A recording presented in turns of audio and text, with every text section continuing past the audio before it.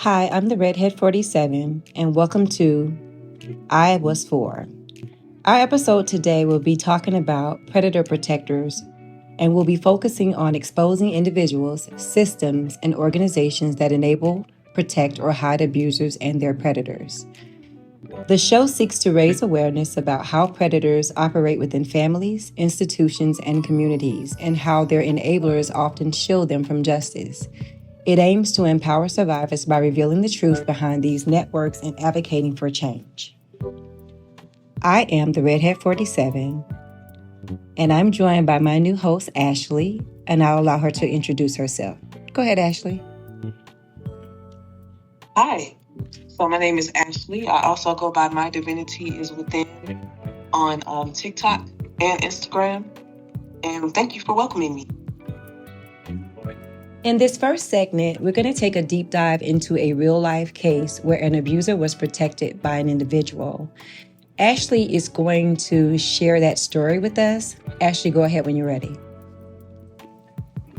All right, so in my family, I had a great uncle, and he was married into our family. He was my grandmother's brother-in-law, and for about 40 plus years, this man had been sexually abusing and assaulting the women in my family. When it got to me, I was the one that told and continued to tell. And when I told, I was met with being ostracized. I was not invited to certain family members' houses. I couldn't call people's phones. And mind you, I was a kid. I couldn't call people's phones. Everybody said that I messed up the family, and everybody protected him. They, to me, they used him for his resources, monetary, and anything that he could do. He was very handy, which I know in a lot of cases, that's what it is. When they protect these people. And so my entire family just completely ignored it, turned their heads. And when I started to talk more and to tell about it, I actually did go to the police. And one of my aunts, my grandmother's sister, she actually told my grandmother that if the police comes to ask her any questions, she's going to lie for him. And I heard this because I was eavesdropping on the phone because I knew that they were talking about me. And that's what made me start running away, because everybody in the family pretty much protected him. Everybody believed that he was somehow innocent, even though I was not the only person that did tell. I was just the only person that continued to tell. So it was a little shocking to me once I found out that he had been doing this to so many people in my family, including my mom, because I just really didn't understand. If you knew that this guy was an abuser, why would you still allow him to watch kids and to be around kids? So yeah, the whole family protected him. The police, didn't do anything really. And eventually I did get justice, but it didn't come from the help of my family. It came from the help of one of his other many victims, who happens to be his actual biological daughter. So yeah. Wow. So are you saying that his daughter is the person who had him arrested?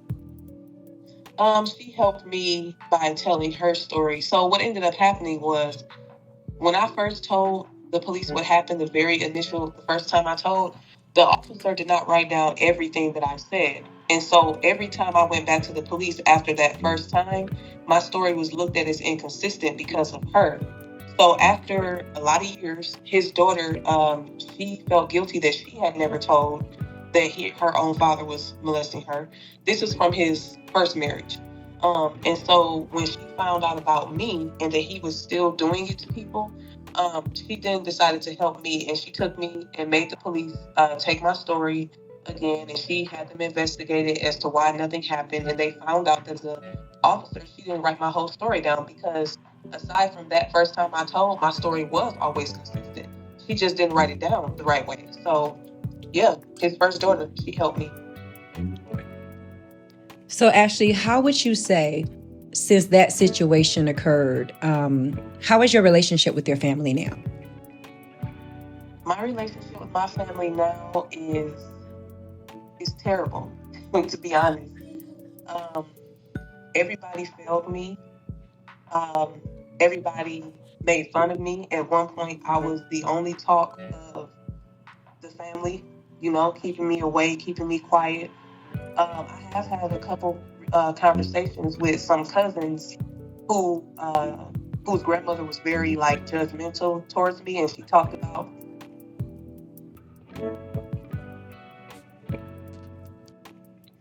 yeah. So my family, my auntie, she talked very negative about me to her grandkids, and when we got older, my cousins actually started like telling me that they were sorry because they really did not know all of what was going on. They were kids, and so some relationships with my family, I've been able to like talk to them and tell them really what was going on, and that's all I can really do. And so now everything is very strained.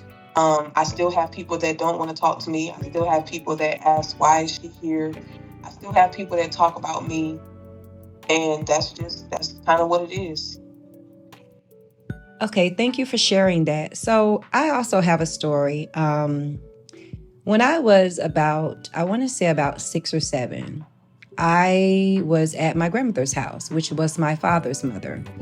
And in that house, everybody was always there. So I had 2 aunts that were always there and all of my uncles, with an exception of my younger uncle, at the time, the baby of the family, because he was in prison. And I remember going to my grandmother's house that day and falling asleep on the steps.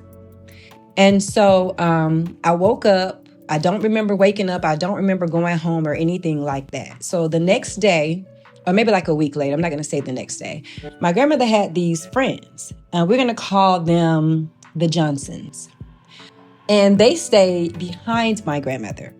And so I had asked my mom and dad if I could spend the night at the Johnson's house, which I used to go over there all the time. They were my grandmother's like best friends. And we used to be back and forth between their house. And I used to go over there and spend the night and kind of help them out and do little things like that. So one day I was at their house spending the night. And, I saw my grandmother's house through their backyard. So I walked over to my grandmother's house and I walked in and they were like, "You're not supposed to be here." And I'm like, "Why?" And they're like, "Because your mother said you can't come back over here." And I'm like, "Well, why can't I come to my grandmother's house?" Because to my knowledge, nothing had happened to me, right? And so I go home. Well, I go back over to the Johnson's house, and then I go home later on that day. And I don't bring it up again. I don't think I asked my parents or anything, because back then your parents told you to do something and you just did it. You didn't question anything. Right. So when I was about 21 or 22 years old, I had a dream, and I woke up from that dream like in night sweat, like I was completely soaked. And in that dream, 2 of my male cousins were molesting me on the steps when I fell asleep. And apparently, and I don't know the actual story, but I can only go by what I think happened, which is why I wasn't allowed to come back over, is that someone caught them. And then my mother stated that I could not come back over to the house anymore. So instead of calling the police and getting those people arrested, and I do know who it is because in the dream that I had, I could see them clear as day. And I had the dream at 21, so I called my mom on the phone and I was like, "Hey, I have a question to ask you." When I was about 6 or 7, I can recall not being able to go to, I don't want to say my grandmother's name, so I'm going to say Grandma Lucy's house. And I remember you guys saying I couldn't go. I just had a dream that I fell asleep on the steps and that 2 of my male cousins were molesting me and they were caught. Did this happen to me? And my mother said to me, "Yes," and hung the phone up in my face. Wow. I didn't have a chance to ask a question. I didn't have a chance to get an answer to the question. And I just sat there because I'm like, what else has happened to me that I don't remember?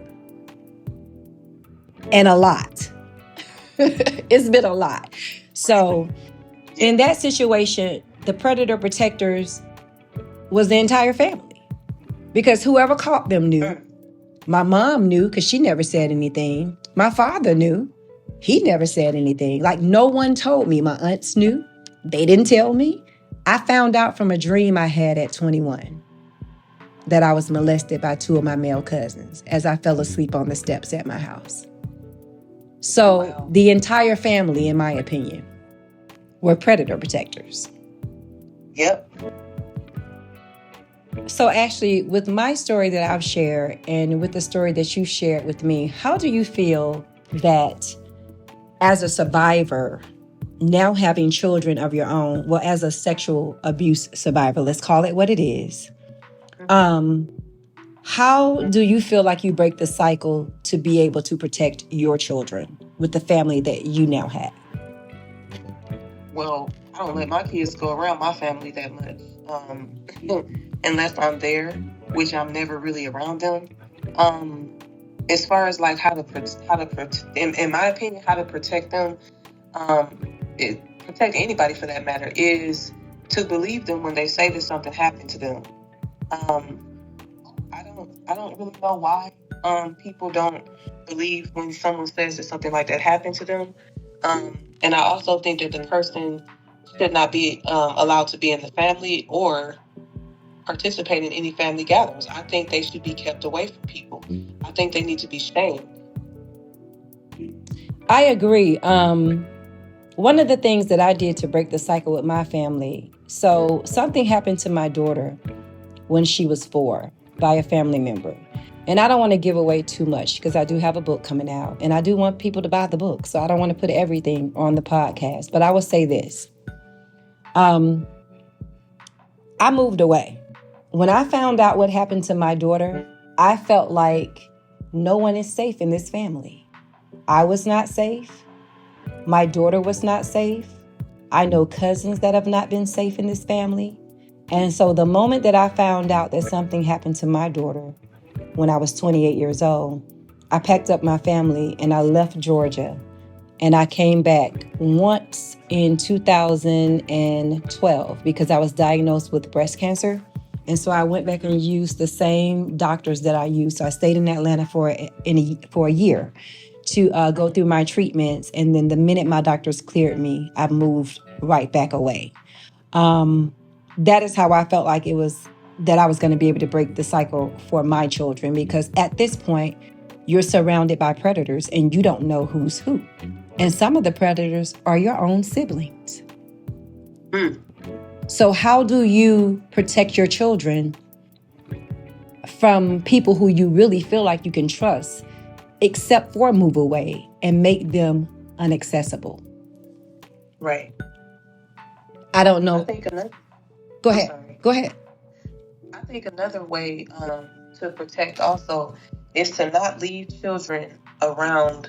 I mean, it's probably impossible, but just like not having children around men, because I think that especially when kids are little and they're not able to like tell you what's going on or pay attention if your child feels uncomfortable, because that's a very big issue. Like when my son and my daughter were young, people would like, want to give them a hug or give them a high five or something.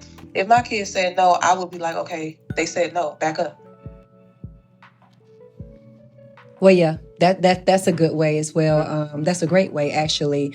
And I feel like with the situation within my family, if I had known what was going on with my daughter at the time that I found out, I don't think any of my children would have ever stayed with another family member ever again.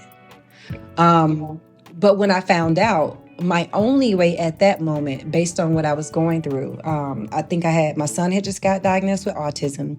My daughter had just been shot. A public gang had broke out fighting at a park that they were at. And then I had just gotten the diagnosis of my breast cancer and started chemo. There was actually a lot going on. So when I got this information, it was very heavy. You know what I'm saying? And I'm like, at this point, because now I have breast cancer and I'm having to leave my children with people because I can't care for them. And so I left them with one of my cousins who I was very close with and very close with still to this day. And she kept them for me at her house and would just bring them over to my house. But I trust her wholeheartedly, and I know that she wouldn't have anybody around them that would be preying upon them. Most of the predators, I feel like in my family, they're older now, and they really feel like they've gotten away with it until I wrote this book.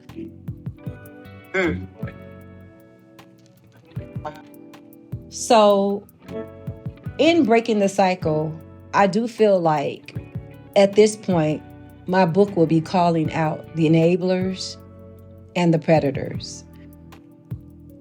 Discuss with me the importance of recognizing and confronting predators in all types of settings, whether they're a family, whether they're at work, or whether they're in public institutions. How would you call out an enabler present day? Oh, that is like my thing. That's what I do. And the folks get so upset. I just confront them right out. Like, I really have a big issue with people who enable, because in my opinion, the enabling of any type of abuse can be just as bad as the abuse, that happened. So I just call them out. I talk to them and I let them know that it's wrong for them to support this person. I put the shame on them. I honestly do, because they're protecting somebody who is hurting innocent people and stealing people's innocence. I don't think it's okay to do that. I mean, obviously it's not, but I really do have an issue with those kinds of people, and so I don't have a nice way of necessarily calling them out, because it's nothing nice about the situation or the topic. So I just have to just let them know, like, I see you, I know what you did, I know what you allowed, and a lot of chaos came from what you didn't say anything about, or what you chose not to deal with. Because my whole family is full of enablers. That's all they do is enable people. I believe that the reason why some of the enablers also have not called out the predators is because they too were preyed upon. And in their trauma, they don't recognize that by being silent is also enabling them to continue to do what they're doing, because you're not speaking on what these people did. You're still going to the barbecues. You're still, sharing your blunts with them. You're still sharing your alcohol. You just having a good time. You got a whole DJ. You at the park. Everybody's getting down, and you partying with these people as if though they are God sent. Yeah. When they are the very people that have deconstructed your family. My uncle, he was able to come to all of the family gatherings. I remember there was a time after I told, this was about the last time I was invited to this family gathering out of town. And he was dancing and rubbing up on all kinds of women. Some of them were not family, because it's also like, it's like a big barbecue that my family has every year. And so it's a lot of their friends or whatever. And there was also a time after that where I think this was around the same year. We had a gathering at my grandmother's house, and he was back there drunk, and he was telling everybody, like, he was telling inappropriate things that he had done to my aunts. And nobody in the family said anything. And my uncle just sat there. He continued to be invited. Nobody ever told him that he could come around, don't come over here. Nobody never stigmatized him. So I don't like that kind of behavior. Wow. What I will say is this, and I'll put this disclaimer out here before the book comes out. Some of y'all are married to sexual predators. And unfortunately, you're going to find that out when you read this book. And I'm apologizing ahead of time, because it's not my job to go around through the family and call out everybody. However, it is my job to go through the family and call out the people who sexually abused me. Now, those that will catch astray, because you knew but you didn't say anything, I will leave you to pick up the pieces of your life, as I have had to pick up the pieces of mine. I'm not going to bear that burden. I'm not going to feel bad because no one felt bad for me. But this is what I feel like my job is to do. 2024 is the year of exposure and atonement, and I'm coming for mine. Moving along, I want to talk about the impact of religious manipulation on survivors. I think that a lot of people, women, are preyed upon, and religion is used to be certain that we don't speak about it.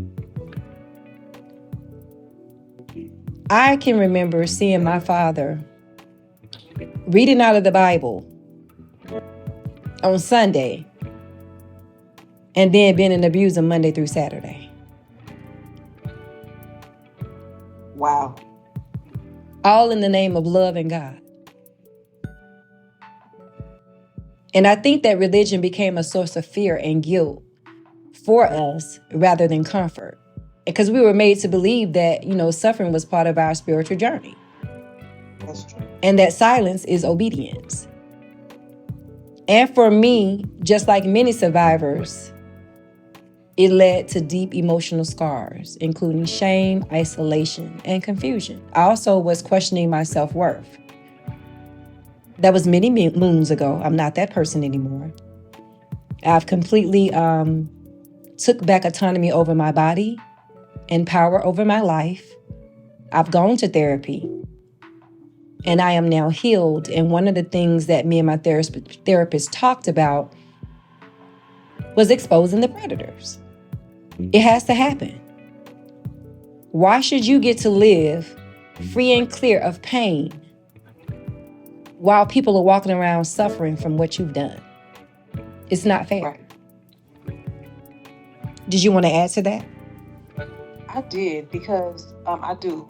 I have a very serious problem with the aspect of feeling like you have to forgive. I understand forgiveness, but I feel like people use that I feel like they weaponize forgiveness and always trying to push it when the issue has never even been addressed. When I used to tell people, about the abuse or whatever, they would like to try to force me into forgiveness, and they would use God, and especially at church, you have to forgive people, and I don't necessarily agree with that. I don't agree with people having to forgive someone for something that has never been addressed. Nobody has ever, in my family, nobody has ever come up to me and said, "Hey, Ashley, I'm sorry that you went through this abuse. We were wrong. We should have protected you. We shouldn't have isolated you the way that we did." And nobody's ever done that. They've only tried to guilt me into letting it go. Forgive, you have to forgive because that's what God wants you to do. And somebody even quoted a damn scripture to me and said something like, God forgave us 77 times 70 or something. And I'm like, but you're talking about these weird sins, or what you call sin. And I'm talking about somebody that literally destroyed a lot of parts of me. And you want me to look at what they did and just, I guess, deny it or let it go because it makes you feel better. So now you're going to try to force me to forgive somebody and put God on it. It just never made any sense to me. I agree with that. I feel like abuse and religion should never be used to control somebody. I feel like a lot of people are enslaved in their minds, and they just taking the role of the oppressor. Yep. They just the new oppressor with the Bible in their hand. Yeah. That's why I don't do religion. Yeah, I'm not a proponent of religion either. I am, however, a spiritual person, but I do not subscribe to any type of religion. I have a relationship with God in my own way, but I definitely do not subscribe to religion or the Bible. I think it puts a Band-Aid. I think religion puts a Band-Aid on issues that people just don't want to deal with. My grandmother, she stayed praying all the damn time. She had a Bible on her table in the kitchen that she would pick up and read in the morning. How do you pick up this Bible and read this Bible all the time, but you know that your children, your grandchildren are hurting from the abuse that this man did, to the point where my auntie committed suicide in 2008? How do you read the Bible and go to, and my uncle, he took me to church with him. And I'm like, how do y'all put this in the same, like, how do you deal with this? The fact that you are such a religious person, but then at the same time, you're a damn monster. I don't get it. It's like the devil reading the Bible. I'm going to go out on a limb and say this, and I could be wrong. Mm-hmm. Some of these predator protectors were also, again, preyed upon. Yeah. I know for a fact, because I've heard some stories, but they're not my stories to tell, so I'm not going to repeat those stories. But a lot of these predator protectors are really just protecting their own secrets. That's deep. For me, it couldn't happen any longer, though. Because every time I look in your face and you smile like I don't remember, it makes me sick. And it makes me sick to look at you. You know what I mean? So it's like, I'm not going to pretend like you have not affected my life in a negative manner. I just will not do that. So Ashley, I have enjoyed the conversation today. Is there anything that you wanted to add towards the end of it before I give my closing? Yeah, I think that anybody who has been a survivor or that is a survivor of this type of abuse, it's sexual abuse, and it's been hidden by your family, I just want you to know that it's not your fault. I want you to know that you may have unfortunately been born into a family of protectors. I know everybody does not have the same type of family that I do, but I know a lot of people have been through this kind of abuse. So I just would like to say, stay strong, go to therapy. Therapy really does work. Find a great therapist. Journal. Do things that kind of get you to get your life back, because this type of abuse, along with enablers hiding it, it has a damaging effect on the psyche, on the soul. So that's what I would say. Absolutely. I agree with everything that you said. I do have a final thought for everyone today before I close out. It's important to remember that true faith never supports abuse, and religion should never be used to control or silence victims. And if you've experienced this kind of manipulation, know that there is help available, and you can find healing and support outside the walls of abuse. If you or someone you know is being silenced by religious manipulation or trapped by a family's protection of an abuser, you need to speak out. Because if you do not speak out, you are complicit